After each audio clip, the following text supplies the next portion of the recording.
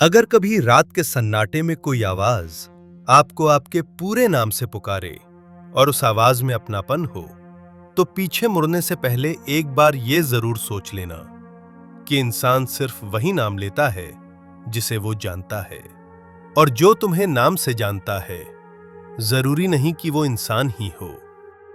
कुछ गांव ऐसे होते हैं जहां दिन सिर्फ एक बहाना होता है। असल जिंदगी वहां सूरज ढलते ही शुरू होती है, और जब अंधेरा उतरता है तो सिर्फ रात नहीं आती, वहां उतरता है छलावा। उत्तर प्रदेश के घने जंगलों और दलदली जमीन के बीच बसा एक छोटा सा गांव था, बैरागढ़। नक्शे में उसका नाम धुंधला था और सरकारी कागजों में तो जैसे वो कभी था ही नहीं। शहर से वहां जाने वाली सड़क आखिरी 10 किलोमीटर में टूट जाती थी। मोबाइल नेटवर्क दिन में भी लड़खड़ाता था और रात होते ही पूरी तरह मर जाता। मैं आदित्य एक फोकलोर रिसर्चर था। मुझे लोक कथाएं, अंधविश्वास और ग्रामीण डरावनी कहानियां इकट्ठा करने का शौक था। जब मैंने पहली बार गांव के छलावे के बारे में सुना तो मुझे लगा ये भी बाकी कहानियों जैसा ही होगा, कुछ अफवाहें, कुछ डर और बहुत ज्यादा कल्पना। लेकिन बैरागढ़ ने मुझे सिखाया कि कुछ कहानियां लिखी नहीं जाती, उन्हें जिया जाता है। गांव में घुसते ही मुझे कुछ गलत लगा। हवा ठंडी थी, जबकि मई का महीना था। सूरज डूबने से पहले ही गांव जैसे सिमटने लगा।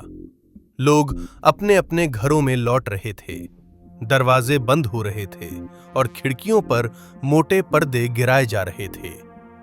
मैंने एक आदमी से पूछा, यह कोई लॉज या गेस्ट हाउस? वो आदमी रुका, मुझे ऊपर से नीचे तक देखा और बोला, रात रुकना है? हां, मैंने कहा।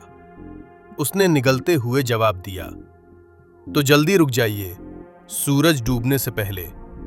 उसकी आवाज में डर था, नाटक नहीं, असली डर। गांव के आखिरी छोर पर एक पुराना प्राइमरी स्कूल था। वहीं मेरे रुकने का इंतजाम किया गया। स्कूल के आसपास कोई घर नहीं था, सिर्फ जंगल और एक पुराना सूखा कुआं। शाम होते होते अजीब सी खामोशी छा गई। न कुत्ते भौंके, न कीड़े बोले। ऐसा लग रहा था जैसे पूरी प्रकृति ने सांस रोक रखी हो। रात करीब 9 बजे मैंने पहली आवाज सुनी, आदित्य। मैं चौंक गया। कोई मेरे पूरे नाम से नहीं बुलाता था, सिवाय मेरे परिवार के। मैंने खिड़की से बाहर देखा। अंधेरे में एक औरत खड़ी थी, मेरी मां। वही चेहरा, वही चाल, वही साड़ी, लेकिन आंखों में कुछ नहीं था, न ममता न पहचान। उसने कहा, बेटा दरवाजा खोलो, बहुत ठंड लग रही है। मेरे हाथ कांपने लगे। मेरी मां इस गांव में नहीं हो सकती थी, वो सैकड़ों किलोमीटर दूर थी। तभी मेरे पीछे से एक आवाज आई, देखते मत रहो। मैं पलटा। एक बूढ़ी औरत कमरे में खड़ी थी। मैंने उसे अंदर आते हुए नहीं देखा। उसने कहा, जो देख लिया वो बुला लेगा। मैं हकलाया, ये कौन है? बूढ़ी औरत ने जमीन पर बैठते हुए कहा, इसे यहां छलावा कहते हैं। ये किसी एक रूप में नहीं रहता, ये तुम्हारी यादों से चेहरा चुराता है। बाहर खड़ी मां मुस्कुराने लगी। उसका मुंह अस्वाभाविक रूप से फैल रहा था, दांत लंबे, नुकीले। दरवाजे पर जोर की दस्तक हुई, धड़ाम धड़ाम। अगर दरवाजा नहीं खोला, आवाज अब भारी थी, तो मैं अंदर आ जाऊंगा।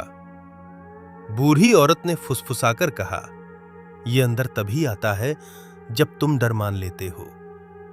अचानक सब शांत हो गया। बाहर कोई नहीं था। मैंने राहत की सांस ली, लेकिन तभी महसूस हुआ मेरे पीछे कोई खड़ा है। कंधे पर ठंडा हाथ पड़ा। वही आवाज, अब मेरे कान के पास, तुमने देर कर दी। मैं पलटा। मेरे सामने मैं खड़ा था, वही चेहरा, वही शरीर, लेकिन आंखों में कुछ और था, कुछ खाली, कुछ भूखा। उसने कहा, अब गांव में तुम रहोगे, और मैं तुम्हारी जिंदगी। मेरे मुंह से चीख नहीं निकली, आवाज जैसे मर चुकी थी।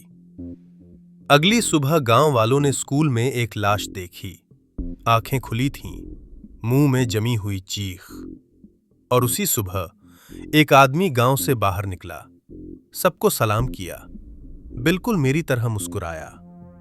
आज भी बैरागढ़ में कहा जाता है, छलावा कभी मारता नहीं, वो बस जगह बदलता है।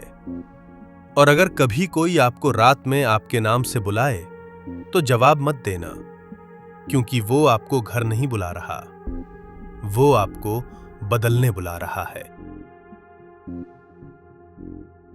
अगर आपको ये वीडियो पसंद आई हो तो इस वीडियो को लाइक करें, चैनल को सब्सक्राइब करें और कमेंट में बताएं आप किस तरह की हॉरर कहानियां सुनना चाहते हैं, ताकि मैं आपके लिए और भी अच्छी कहानियां लेकर आता रहूंगा।